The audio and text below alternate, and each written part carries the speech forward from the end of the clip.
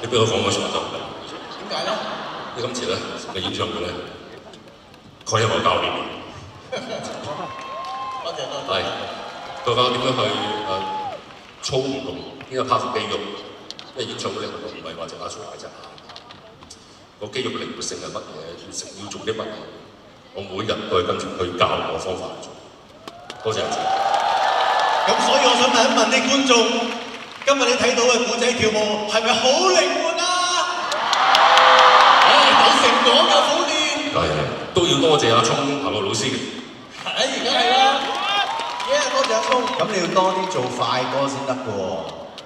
大家想唔想聽阿古仔另一首新歌嘅全新快歌啊？咁你要加油啦！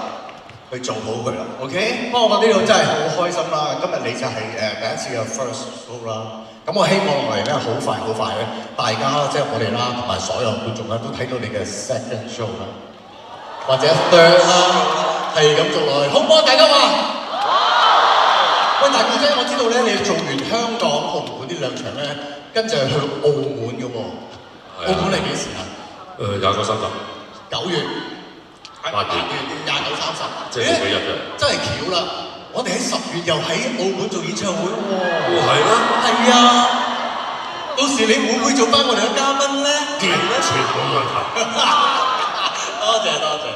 咁係先喺呢度咧就恭祝你呢個澳門演唱會都係順利啦，場場都爆啦。咁然之後反應咧係熱烈過今日嘅。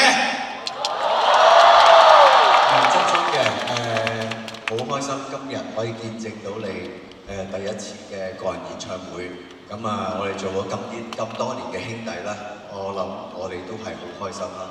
咁啊大家開唔開心先？今晚開心。跟住落嚟嘅時間咧，大家都要繼續開心，繼續及時行樂。OK， 多謝。Thank you。好。Hong Kong Singer Channel 讓每個人唱出心聲。